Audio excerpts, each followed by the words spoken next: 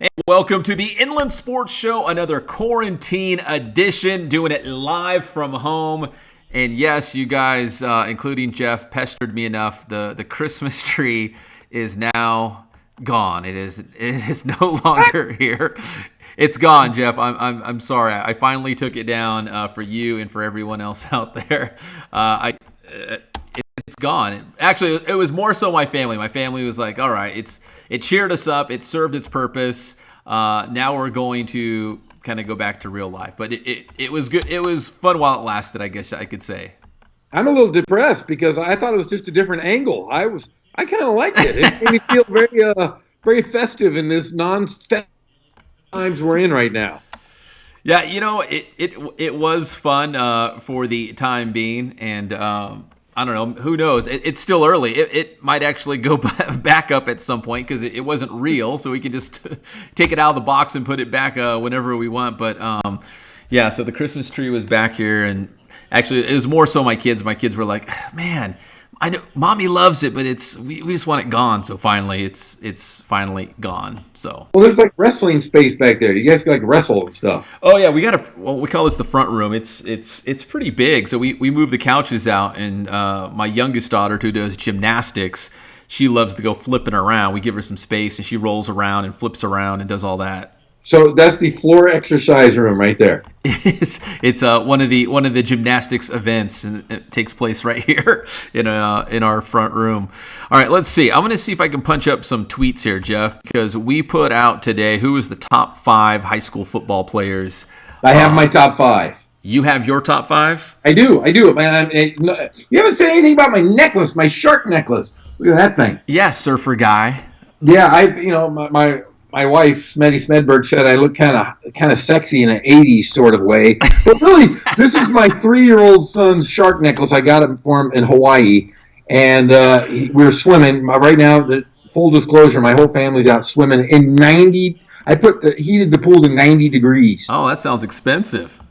Yeah, well, it's not, that's the old days. The pools would take like 4 days to heat up, and it would cost a ton. Not anymore. We're big time here. And it's like $10. So... but I'm wearing my son's necklace, and I feel like the Tiger King is what I feel like. Is that what's happening? Oh, I am all about the Tiger King. I think I should play him in a motion picture. Mullet. I shaved my beard. Look at that. I went, but I kept the goatee. I'm going to get rid of it. I'm going to go all young guy. Okay, Pep, let's pull up some tweets. Okay, yeah. You know what? Let's do your top 5 first, and I'll do mine. And as we do it, I'm just going to give some quick shout outs. I'm just going to kind of weave them in there because a lot of people responded to this. I think what it is a lot of people have some free time on their hands. Like everyone's stuck at home, and I know these lists are very popular right now. And someone put it out there. I don't know if it was Vinny Fazio. Somebody put it out there, like the top high school football players you have ever seen. So of course, me with nothing to do, I thought, okay, who are the top high school football players I have ever seen? And what's crazy, Jeff, and I'll hear your list, there's a lot of great players that didn't make my list because I was just thinking of guys who were in that moment, in that place in time, they were it. They were it on a stick, as my wife would say. Like there's some guys I left off the list that are like Pro Bowlers. They're NFL Pro Bowlers. But in that time, in that space, in that spot right there, in that moment, they were it. They were the best high school football player. So I'm going to go through a couple. Big shout out to Coach Headland. We mentioned Vinny Fazio. Cullen Holt checked in. And Coach Niesel. I'm going to punch up a bunch of these. But Jeff, who are the top 5 high school football players you ever saw with your own eyes? Well, I'm gonna say let's start at the quarterback. I'm gonna tell you my number 1 quarterback has to be Jaden Daniels, just because he was throwing up the numbers. Best high school football player, quarterback-wise, in the history of California. There are a couple of other guys though. Tom St. Jacques, who was like 1977 at Norte Vista High School, played. He was an All-American at Fresno State. Was a great high school football player. He was the CIF Player of the Year, and I just remember him as a little kid. That's my 2 quarterbacks. My running backs, and I'm going to go back, is Ryan Knight from Rubidoux High School, went on to USC, but he was the best high school running back, power back I ever saw. The best running back, though, I have to go with the guy who had the best high school season in the history of high school football, and that's Malesio from Norte Vista. I don't know which one it is. Eric Malesio. I think it was Eric. Eric. I know there's two brothers, but for a guy who had the second all-time rushing total in one season in the history of high school football, not a great college player, but high school football, the best I ever saw.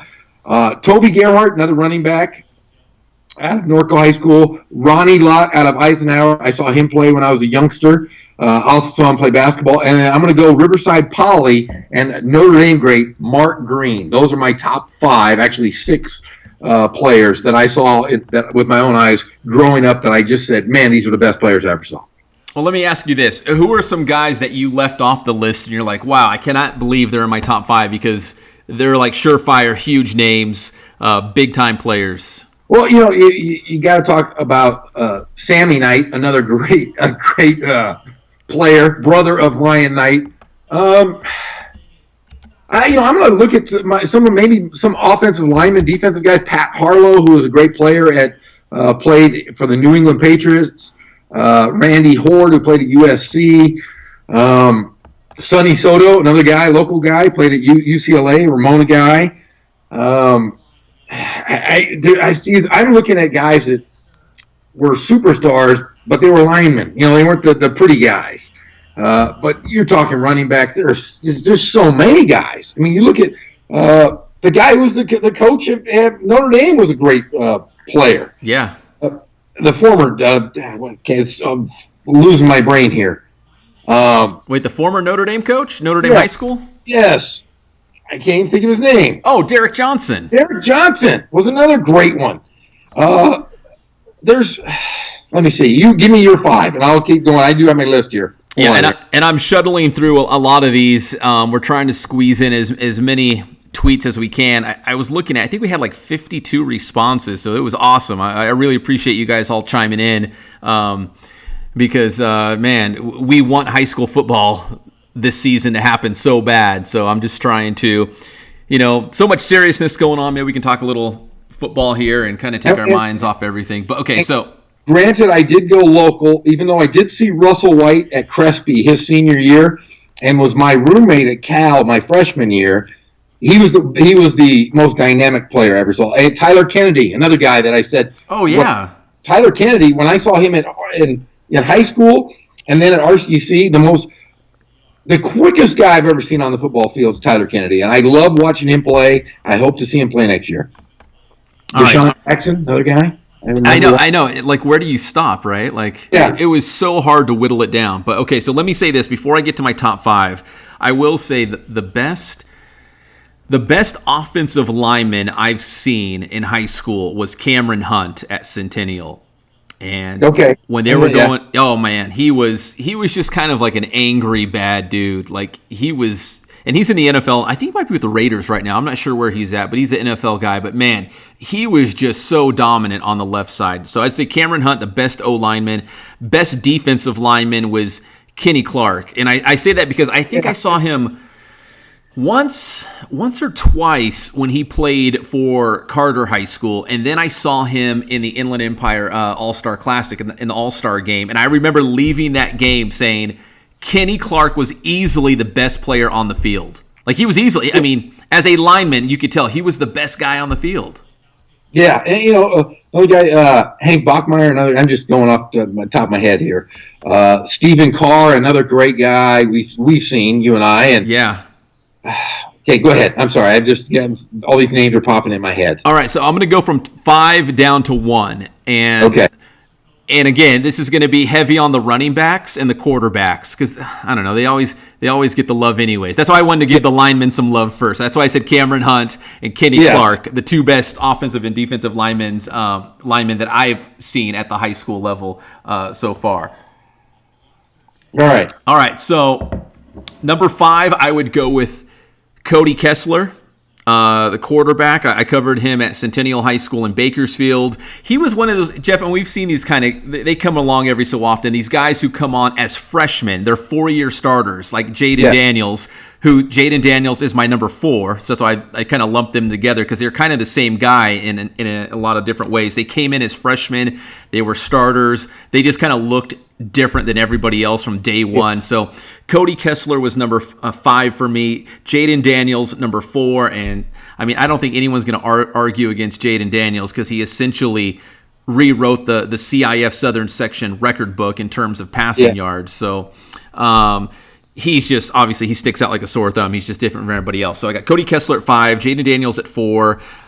Number 3, I have Sua Cravens. That's a good one. That was your guy that you said, watch, he's had the best game you ever saw. I remember that. He was just unbelievable. And again, he was running back, he was receiver, he was safety, he was linebacker, he returned kicks, like punt returns. Like, he just influenced the game absolutely everywhere. And he was fun to watch. He was one of those high school players you're like, man, I wish I wasn't holding his camera right now. I'd like to sit back and kind of watch what he's going to do next. So I'd put Sua Cravens at number 3. And then my number 2, and very similar for the reasons that I picked Sua Cravens at number 3, I'm picking Ryan Matthews. Now, remember Ryan Matthews? He was the Chargers running back not too long ago. Yes. So he was another Bakersfield guy like Cody Kessler, but Ryan Matthews, as a junior, was an all-state linebacker. His senior year, they converted him to quarterback. He led the nation in rushing. He also passed for like 2,000 yards and like another 12 touchdowns. So he played linebacker, quarterback, and everyone in the whole stadium knew what they were going to do. It was a direct snap. It was the Wildcat. They snapped him the ball and he took off. And then he would return kicks. So there were times where he and the defense would go 3 and out. They'd get the football back. They'd score, 3 and out and a punt, and he'd run the kick back for a touchdown. If he didn't have 7 or 8 touchdowns in a game against some pretty good Clovis and Bakersfield schools, he was nuts. So he was very similar in Sua Cravens in that, like, he affected the game in all parts, in all facets. And my number 1 guy, and again, no one's probably heard of this guy. And Jeff, you're a basketball guy, but his name is Brody Angley. And Brody Angley is my number 1 guy. He went to Santa Clara as a point guard to play basketball. He followed in the footsteps of Steve Nash. And Brody Angley in high school was, as a high school football player in a small town, he was like bigger than life. Like, he was, I don't even know how to put it into words. Like, down here, we've got so many good players and so many good teams. We got guys at Centennial and Vista Marietta and Redlands East Valley and Cajon and Heritage. I could go on and on. We've got so many good teams and good players. But in that place and in that time, like in that moment right there for those 4 years, Brody Angley was bigger than everything else. And he had highlights that were unbelievable. He was hurdling guys before guys were hurdling guys. He was just unbelievable. So, I don't know. I might tag Brody Angley on this show on Twitter, YouTube, and see if he sees this. But Brody Angley, in my eyes, he was the easy number 1. And I put him ahead of all these NFL guys and whatnot. But in that time, in that moment, in that space right there, Brody Angley was absolutely it. Well, yeah, that's similar to Eric Malesio, who ran for 563 yards, and I saw that game, and it was one of those games you go, holy cow! It's just one of those things that you remember. And I had childhood heroes of mine that were Riverside guys. Tracy Cavender was another guy, another quarterback, local guy. Mark McGuire's brother was a big time quarterback at Claremont. Was it Dan? Dan McGuire? Dan McGuire was, and then played football at San Diego State, was one of my all-time favorites. Chris Claiborne, another guy that we've left off the list, a Riverside North product, and now a big-time high school football coach. But, man, it's just, we're talking 49 years of high school football that I've watched in the Inland Empire. Anthony Munoz was another guy who was another Hall of Famer. You just name all these guys that have played in this area. Impressive. I will say this, Jeff, because we had to wrap it up. We're going to get John Rice, the head football coach at Riverside Poly, join us in just a second. But I will say a lot of the names that are popping up time and time again on these tweets, I'm seeing, as you mentioned, Chris Claiborne a lot. I'm seeing Toby Gerhart a lot. I didn't see Toby Gerhart in high school, so some of these guys I left off the list because I just didn't see them. J.J. Taylor I'm seeing a lot. Vontez Burfict I'm seeing a lot. Let's see. Oh, Ronnie Lott, obviously. If you're a little bit older, you saw Ronnie Lott play at Eisenhower. Herman Ho Ching.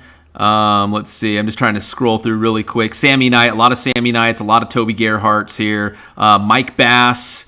More Vontez Burfict. David Dotson. Remember the running back from Valley View? David Dotson. R.J. Soward, another guy. Yes. Yeah, there's just so many guys. So it was really hard to narrow it down to five. It's crazy, and I'll wrap up my take on this is that this. I covered Aaron Rodgers in high school.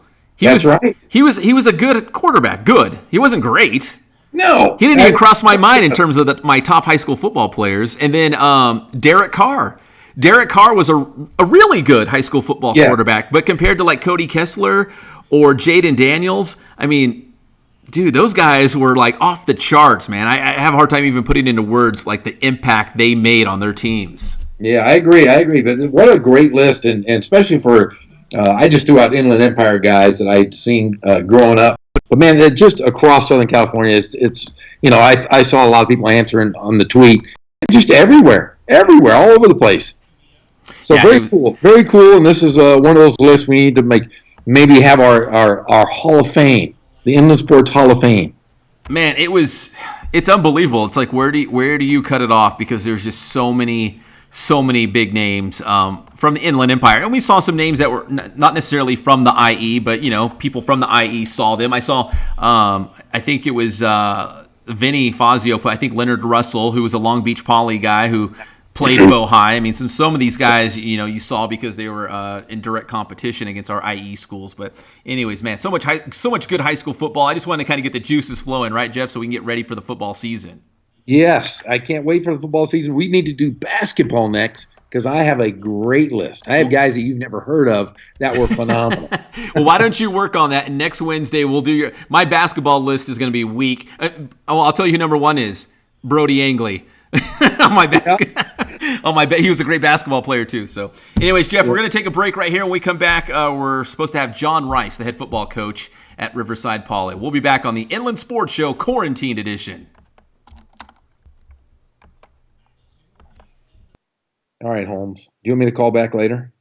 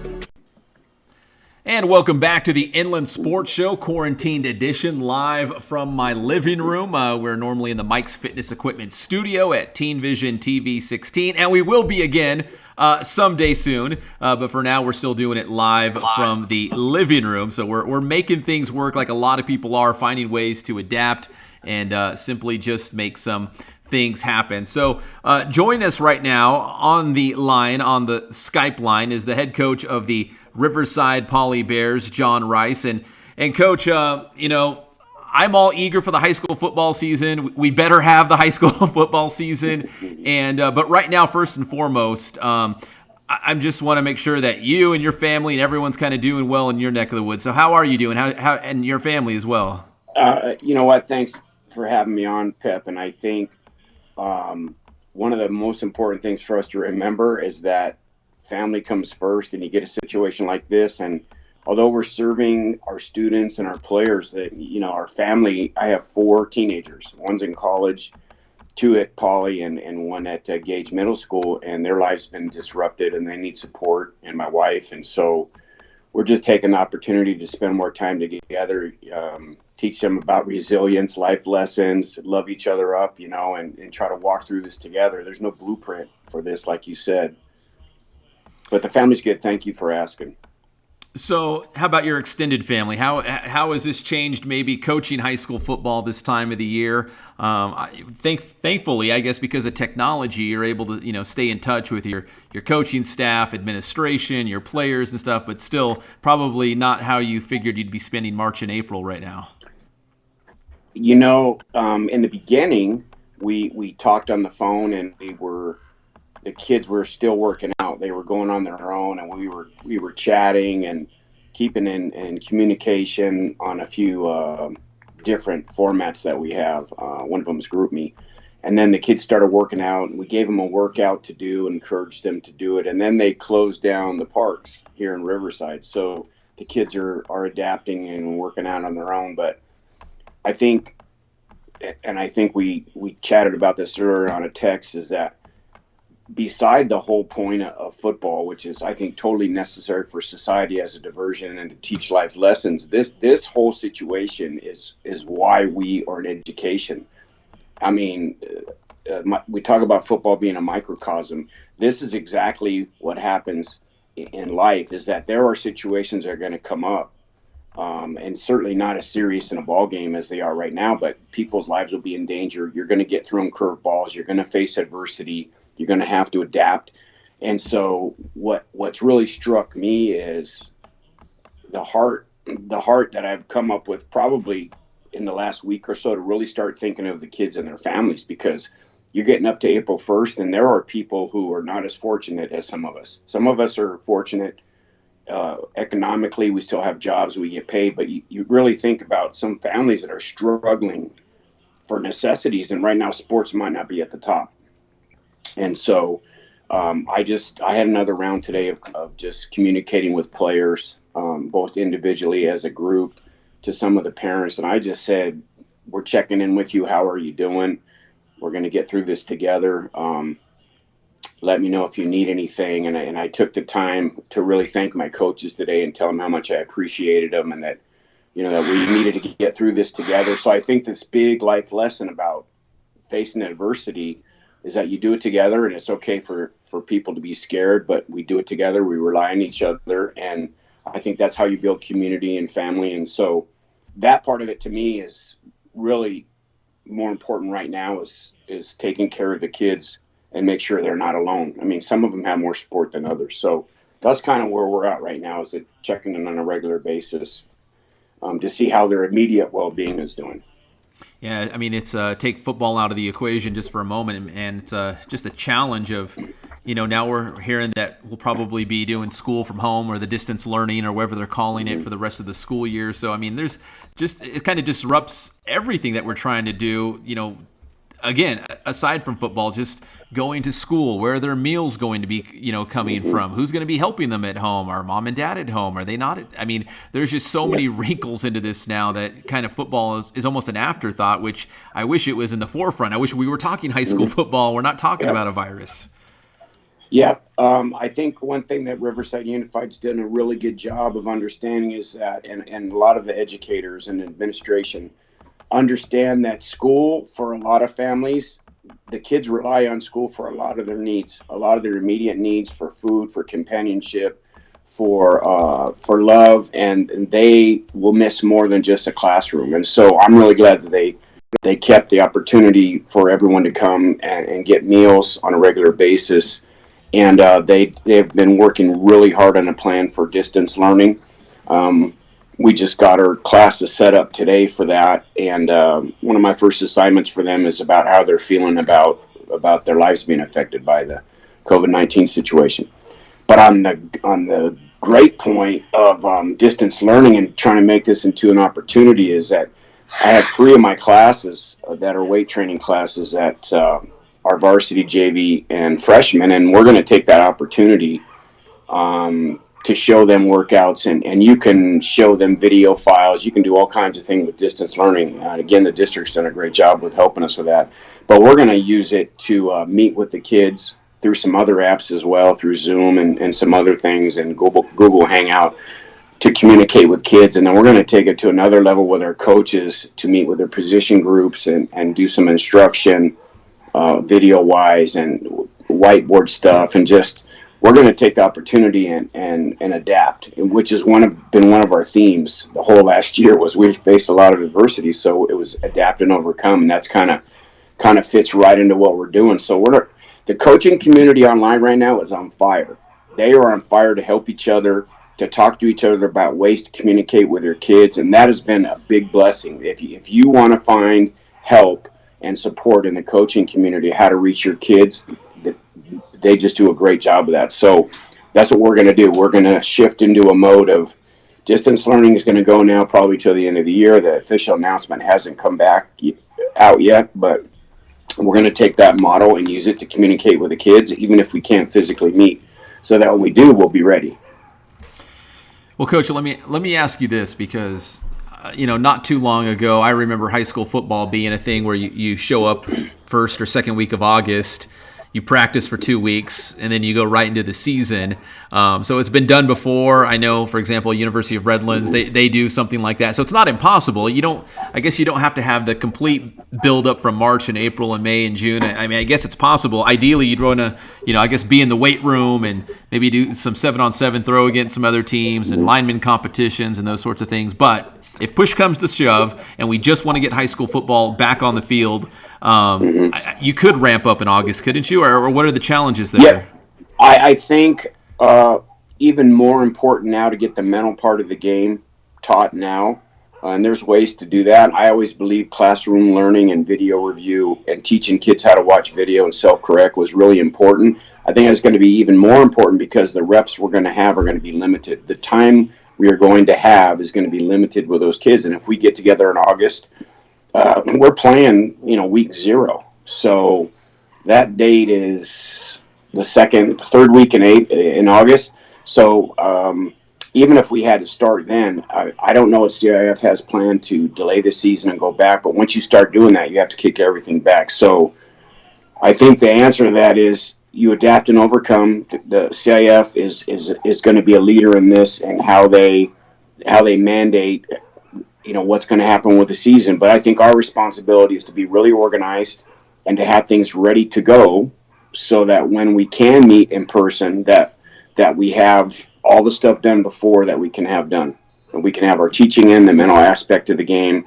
We can already be meeting with our kids, because you're going to really have to make things very organized and succinct when you teach. And you're not going to be able to overload and put all kinds of schemes in. And unless the programs that are consistently good, that already have their system in place, they're going to have an advantage because their program runs and they don't so much rebuild as reload. So it's going to challenge the rest of us to be better teachers and more effective teachers, I think. Hey, and finally, Coach, we saw it on Twitter. I want to ask you about the National Football Foundation, the Riverside County chapter, still with the Scholar Athlete Award winners, but not necessarily the banquet. The banquet was canceled, but you still have the winners. And we just want to give those guys a little bit of love because, man, they're the, like I think you put on Twitter, the cream of the crop. These are the best of the best. Cream of the crop. in the classroom and on the gridiron. You know, these are an extension of the National Football College Hall of Fame, and they are headquartered back east, and they have chapters all over the country, and the requirement for them to be honored that's set at a national level is they have to have a 3.0 grade point average. That's part of the requirement. They have to be an all-league player, and then they have to, about 30 to 40% of the criteria to be considered for the award is community service. Do they make their community a better place? So each school can nominate one, and I think we had 20 to 21 this year. We have that banquet for, as you well know, being the host, but it's just a fantastic time to honor the cream of the crop. Those who just walk the walk, don't just talk the talk, and it's a great opportunity for their families, for administrators, for people to come and celebrate that. But we're really disappointed we can't have that. But we did postpone it first until April 26th. But with all the social distancing, we don't have a choice. We're really sad. President Bill Powell, my buddy, we had to do that today, and we decided. So we got the news out to everybody. It just weighs heavy on our heart that we have to do that. But they're still honored. It doesn't lessen their accomplishment. We're still going to send out the awards to them, and we just want them to know they're loved, and we're more unfortunate. But it's one of those things where hardship's going to come, and we have to overcome it and go on. Yeah, that's a good point, Coach. They are award winners. They will always be award winners. But it's a fun, classy way to kind of, like you said, publicly recognize them for their accomplishments. But they will always be recognized as the class of 2020. And those 21 names right now, you can find it on the NFF Riverside County Twitter feed. We also posted it on the Inland Sports website. Just go to inlandsports.wordpress.com or Sports with Pep. You'll find it there. So the 21 award winners. And Coach, I love that evening. I have such a great time. I'm honored just to even play like a little sliver of what you guys are doing. Just to have all those coaches and athletes in one room, it still blows my mind. You know, I tell you one thing, we look forward to that. That is one of the highlights of the year, is for us to honor those kids, because that's what it's about. And I'll tell you, the ones who I think were even more disappointed that we got feedback today were their coaches. Their head coaches love to be there and honor their kids and their family, and we love to do that as coaches. That just gives us joy when we can promote our kids and give them their just reward. And we'll get going next year and do it again, and we'll continue the tradition. Well, finally, Coach, I mean, what's next? I mean, what would you what can you do at this point to kind of get ready for, I think, week 0? I want to say, like you said, okay. August 22nd or 23rd, or whatever that is. So what we're going to have to be good at is, everybody usually does an installation on offense and defense and special teams, and you prioritize your learning, and you set an install schedule, and usually you have the benefit to walk through stuff. So we're going to have to present to the kids via distance learning. There's a lot of different ways to do that. You can test them, you can direct question them, you can have them peer teach each other, but we'll have to do that mental part in an organized fashion. The one benefit to it is when the kids are done with their schoolwork, they'll have all day. So we may be able to use that as an opportunity to meet with them more, to do film study with them. And then at some point, you can only shove so much information at them. They're going to want to get on the field. The biggest thing I get from kids now is, Coach, we're okay, but we want to go work out. We want to be on the field. And I miss them, and they miss us, and our staff misses them. And so until the day that we get cleared to go on the field, we're going to have to do a good job of keeping in communication with them. We're going to have to be good teachers. We're going to have to be effective, and we're going to have to keep their spirits up, because it's not all going to be easy. I think the longer this goes, some of our kids may go through some tough situations with their families, and we got to let them know they have a support system.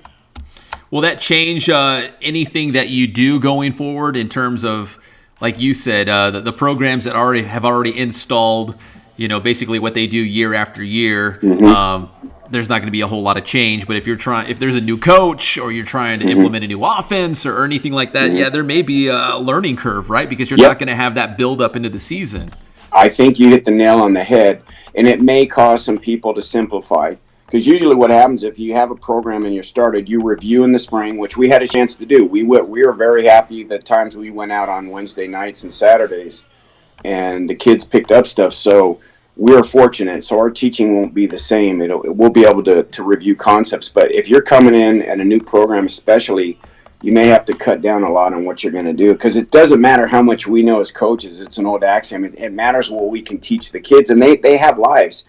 Think of their lives when we come back in August. They're going to be back and want to socialize. They have school, and so we're going to have limited amount of time. As far as I know, CIF still has the limitation on practice hours and communication hours per week. So we're going to have to abide by that, and sometimes we're going to have to cut out some of the playbook, I think, some of us, and make sure that we get the basics in and then kind of go from there. Well, Coach, we'll end on this. Do you think maybe, I'm sure you love practice anyways, and all those, breaking down film and getting ready for games, but do you think that this upcoming season you might enjoy it a little bit more, considering what we've gone through, and kind of enjoy those moments, just being on the field and being around the guys?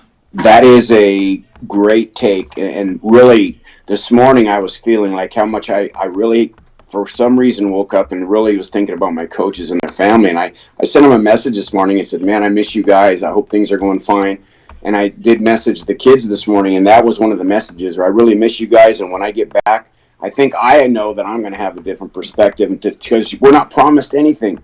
It could be taken away from us. And so from my point of view, I'm just going to enjoy the time I have with just to be in their presence and fellowship and love them up a little bit. And so I think that'll be a common denominator throughout Inland Empire, is that people are going to really appreciate what they have.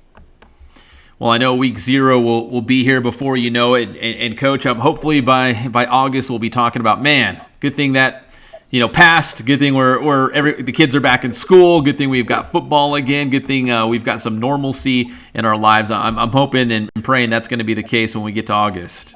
Me too, and we got to look at the glass as half full, and life's going to throw us stuff, and we have to go forward and make the best of it. And I'm sure we'll come out of it, stronger community, stronger stakeholders, stronger team, and just the same way with the nation too, because this is a situation that affects our whole country and our communities, and so it's time to pull together and go forward. Well, I will say this. I think my wife and kids are almost kind of getting used to being quarantined and kind of being at home, but they are itching to get back into normal society again. But there's advantages, I guess, of being at home all the time. Love it. Love being with my kids, spending some time together.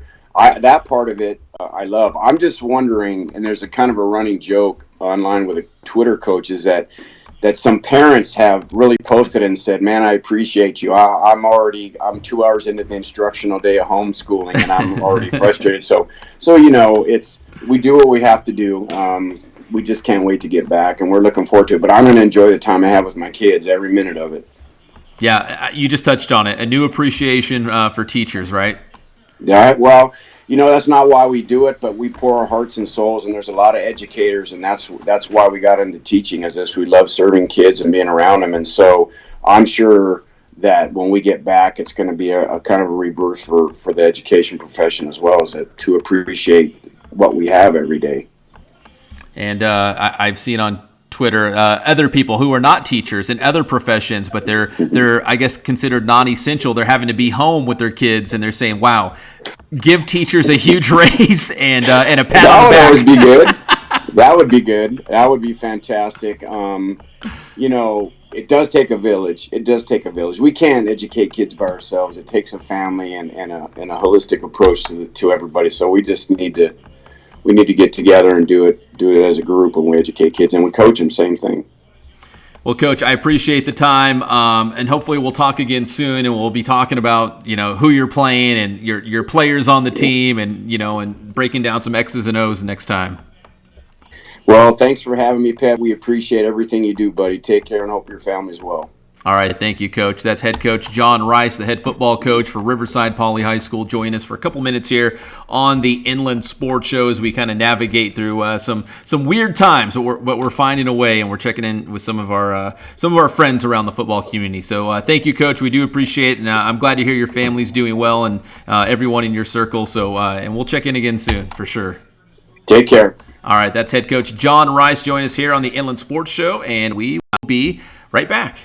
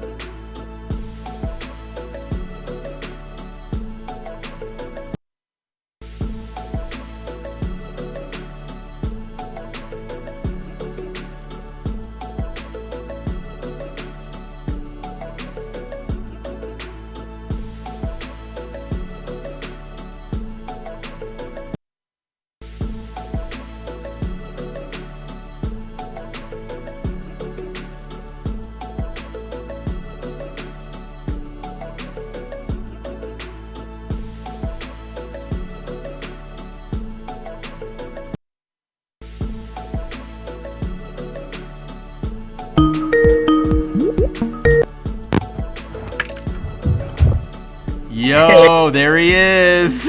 I don't have any audio. Can you hear me or no? So, let's see. Is there audio now? I can hear you. Can you hear me?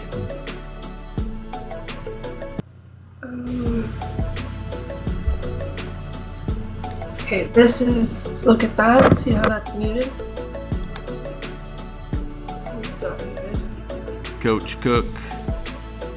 Let's see. It says speakers muted.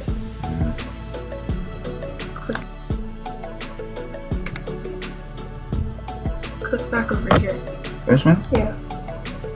Just scroll it up.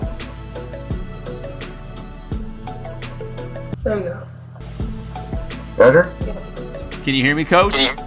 Yes, good. Yeah. Hey, technology. Oh, you can't beat it.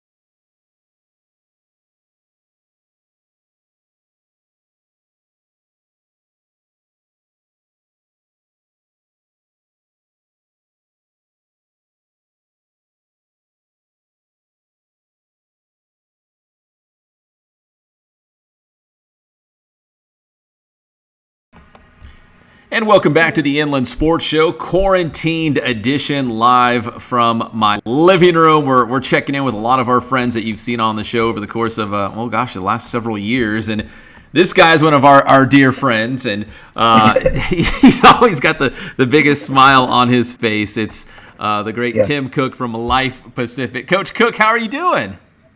Oh my gosh, are we quarantined or what? It almost this is a very serious thing, and I'm not trying to downplay it, but I'm kind of getting used to this quarantine thing. I mean, being around my family, hanging out at home, not rushing around from practice to practice, and all the hustle and bustle of normal life. I mean, we're forced to slow down a little bit. I don't know, it's not so bad. No, not at all. And I'm only shaving every 4 days. I had to shave today so I could look good. Oh my goodness! It looked like I was out in the woods for 4 days.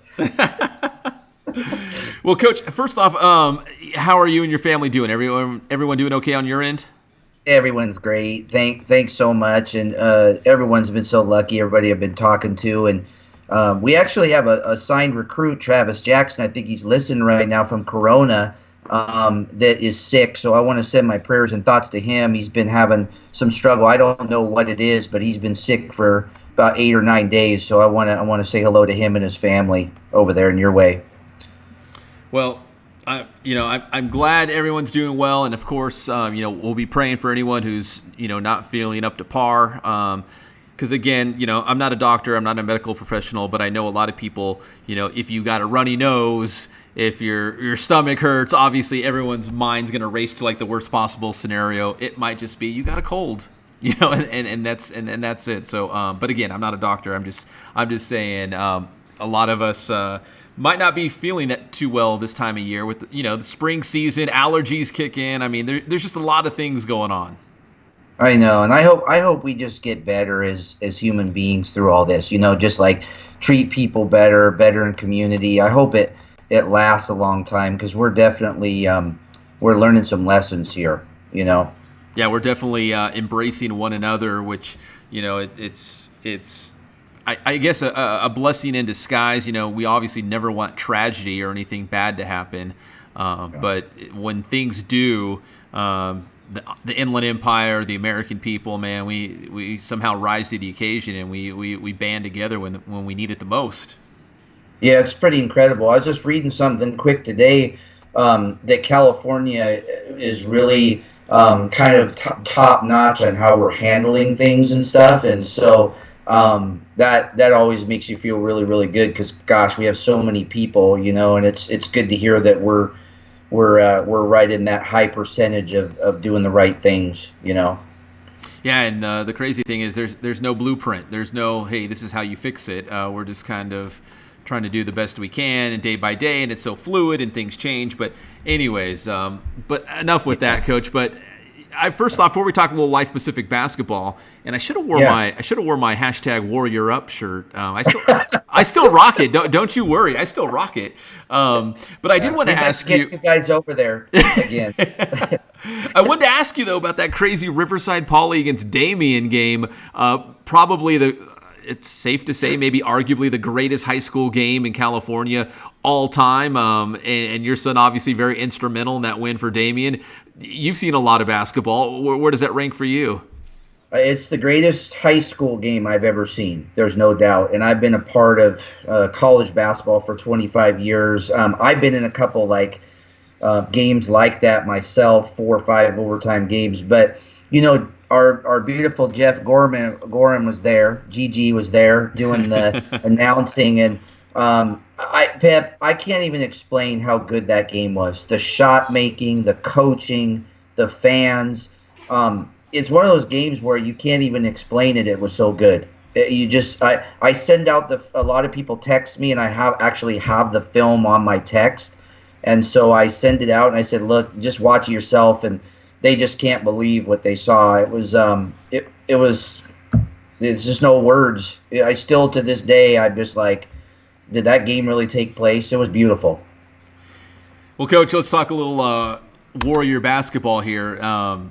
What have you guys been doing to, I don't know, can you recruit right now? Are you breaking down opponents? Are you kind of just breaking down your own team, what your roster might look like going forward? Like, what are some things that you can do right now without actually, being around the guys and being on the court and all those kinds of things? It's such a great question. I get about 50 to 75 emails a day from kids. It's really been about recruiting right now, and I really feel bad for the 2020 class because they can't even come onto campuses. They have to send film. We had 42 kids at open gym the first day that we started in the spring, and then the next day we were completely shut down. Lots of film watching. My assistant is an awesome guy. His name's Coach Burke, and he played at Glendora, and he's just a basketball junkie. And he takes some films, and I take some films, and we break them down. I also spend a lot of time on what am I going to do next year? I had 8 freshmen this year, and we really struggled at times this year with who we were and our identity. And I think that we have 13 guys returning, so I'm very excited that they'll know about how I coach them, and I'll know what they do. And there's just a lot of great things right now. So you can be very creative even if you can't get people on campus. There's so many ways to reach these kids, now. It's not very fun, though. I love seeing kids in person, but, we do what we have to do. Technology allows for a lot more things to obviously take place. We just had John Rice, who's the Riverside Poly football coach, and so you are able to, kind of push the season forward and get some stuff done, but it's not the same. It's not the same being at practice or, seeing your guys face to face. No, it's crazy. I keep in touch with them almost every day. We have a group text. I called them by voice message, and we're probably going to do an all-team Zoom next week. That'll be really cool. But the banter in the locker room, I don't think people understand. My locker room is right next to my office, and just to see the kids every day and hear them laugh and joke, and we've got a lot of really good kids and a good culture. I miss that dearly. I'm not going to lie. I mean, those relationships and the hands-on stuff and being in the weight room and doing player development through the spring and open gyms and all those things that coaches miss out on. I mean, it gets old. I'm not going to lie. I miss basketball dearly, and it's what we do. I wanted to mention to you too. There might be another UCR LPU game for the 3rd year in a row. We're working on that again. Really? Yeah, if I could get Croy to play us again at my old stomping grounds at CBU, but I can't break the armor over there. Our women's team plays them every year, and then they give me these dates, and I'm like, I don't know. I just think it's so important for us as a community, especially now, to play UCR and play CBU, and we're going to play Irvine probably again. It's such a cool thing for the Division IIs and NAIs to play those big D1 games, Yeah, it means a lot to you guys, right? I mean, Yes. Great competition and kind of put you guys on the map a little bit more, playing some of these more, like established Division I programs. Especially you just dropped UC Irvine. We know what UC Irvine's been the last couple of years. I mean, that's some big time college basketball. Yeah, I mean it's an incredible. We already have the toughest league in the country, arguably with the Golden State Athletic Conference. We were going to send 5 top 20 teams to the NAI tournament. And that got thwarted. That was really sad. They did not get on a plane and go experience the national tournament. Also have a little story that you're probably interested in.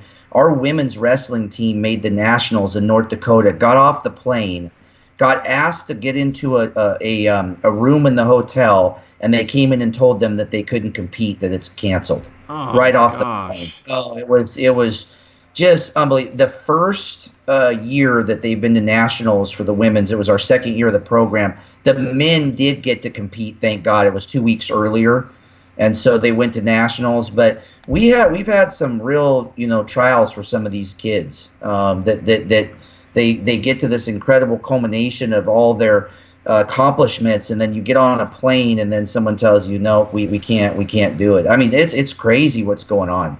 Yeah, man, it's crushing. It's heartbreaking. And what's even worse is, and I feel bad obviously for the Life Pacific women's wrestling team, but man, their story's probably not unique. There's teams all over the place that have very similar stories. They showed up to play in a game or a tournament just to be told to, get back on the bus, or in your case, go back to the hotel room. We're kind of shutting this down. And Coach, I don't know. I feel like that NBA game, I think it was Utah and Oklahoma City, if that was like the first major domino to fall, right, in terms of the sports being canceled and everyone kind of rethinking what they're going to do going forward because of the coronavirus.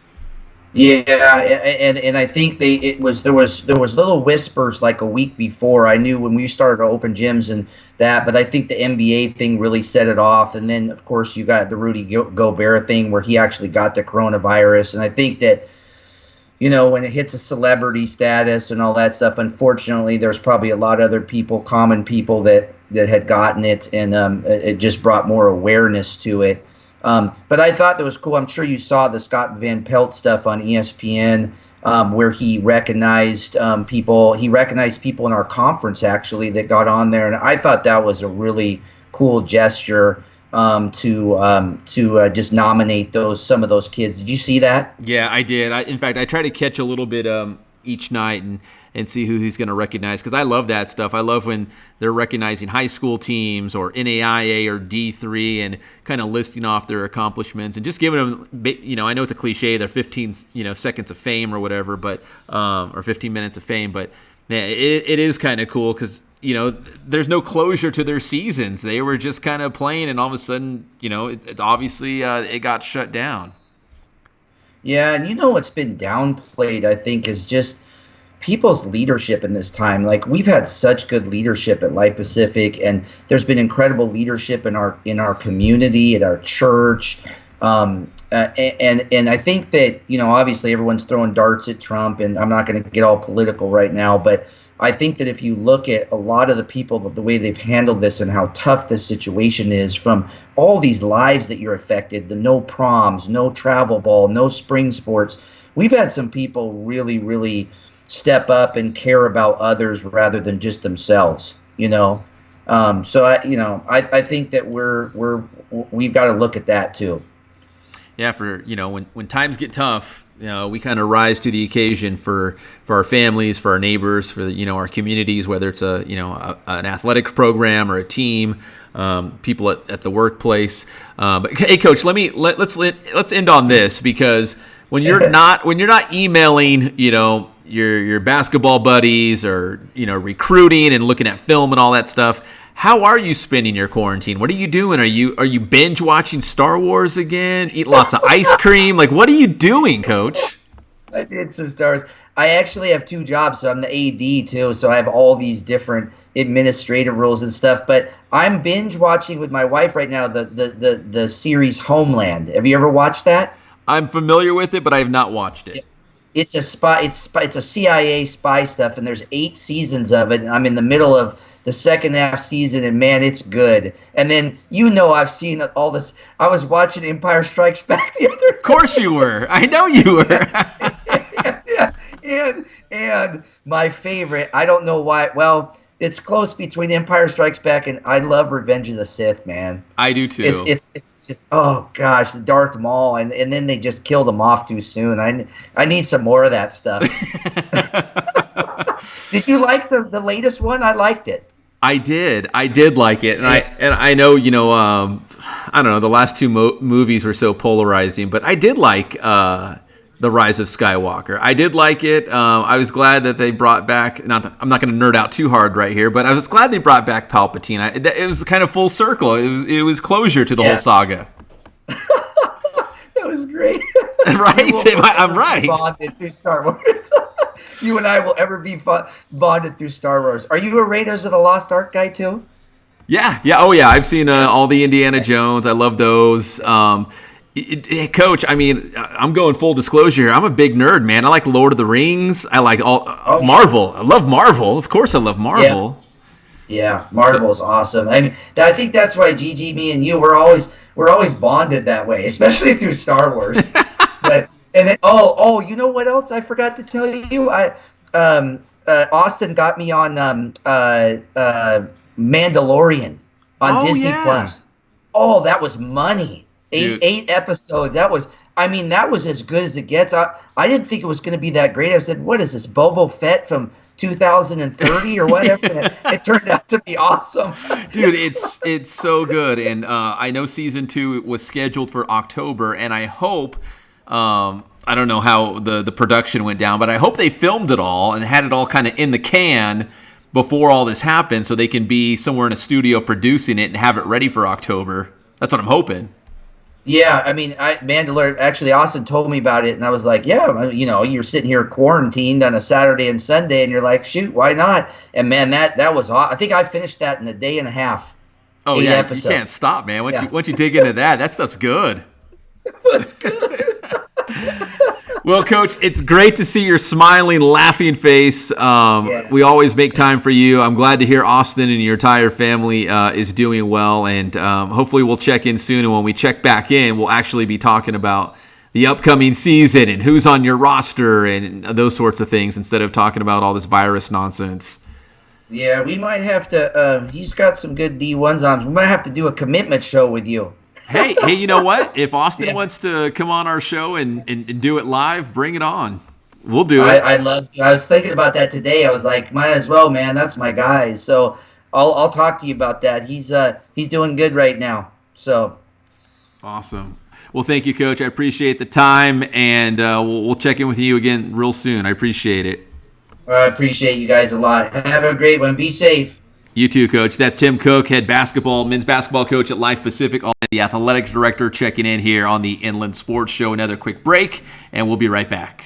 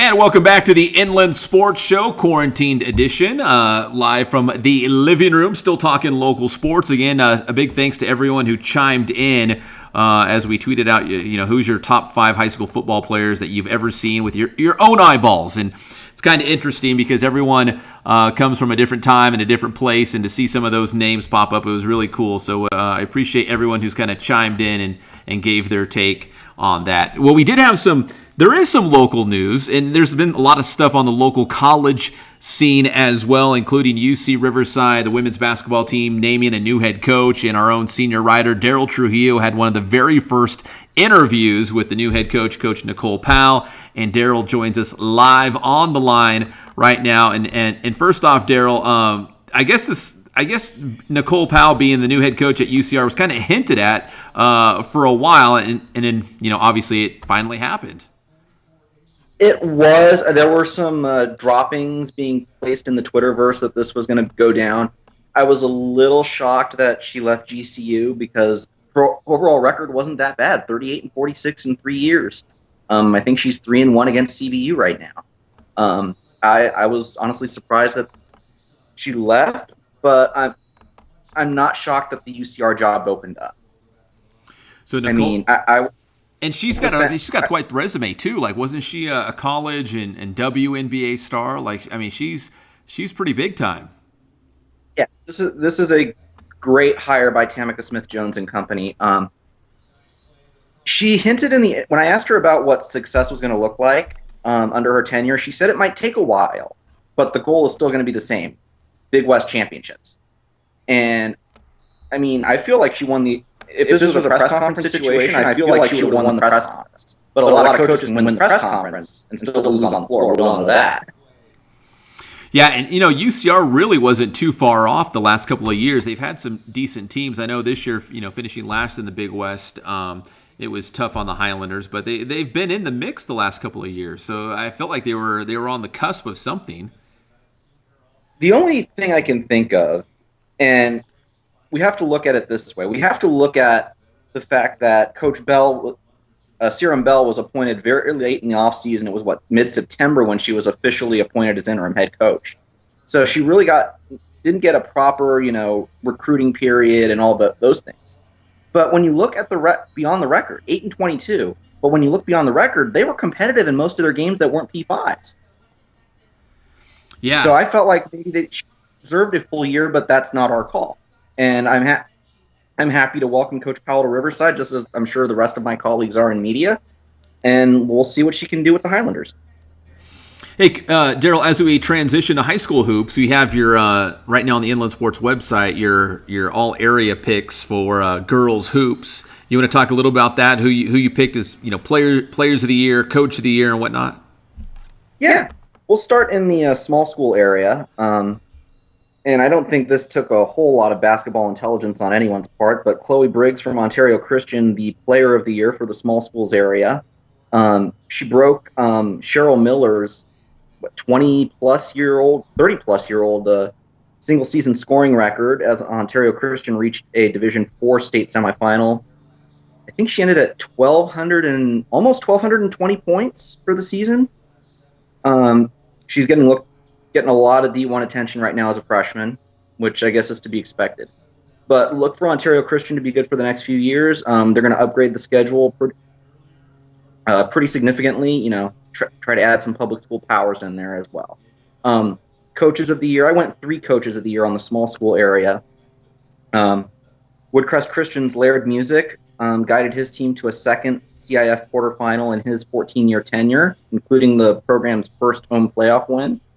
Shaniqua McCauley from San Jacinto Valley Academy guided the program to a state semifinal and a CIF runner-up in 5AA.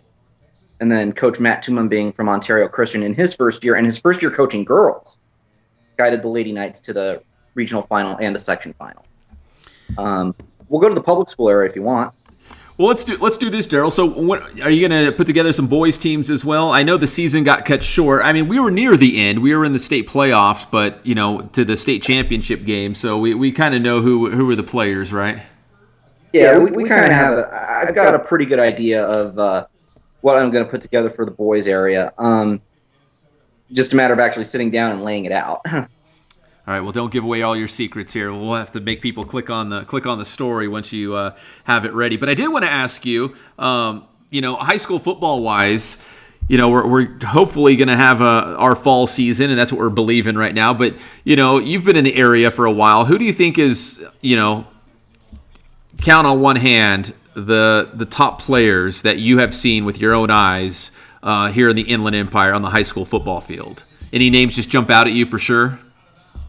No, I mean, honestly, I haven't done enough high school football to know the area that well. I came from a non-football school, so I just haven't seen enough high school football to really rack together a top 5 list. That's a tough one for me. Well, it's all good, Derryl. It is good checking in with you. Also, I should ask, are you doing well? You and your family, everyone doing well? Oh yeah, I'm in the living room here. It's I tried to throw on some light here for this little segment, but yeah, we're all doing well. I'm off work for supposed to be off until next Thursday, but we'll see what happens there.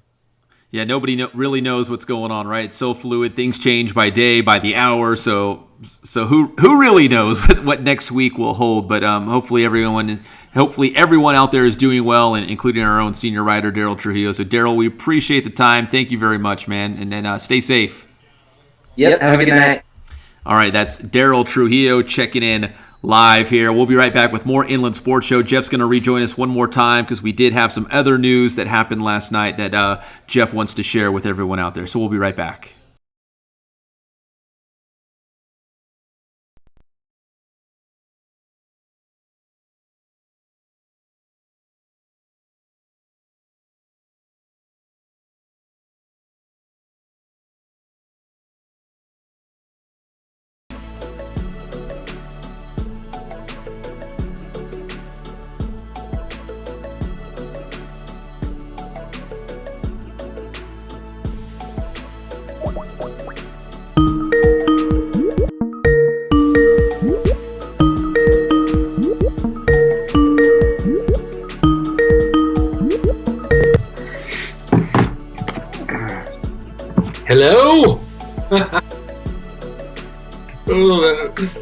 I'm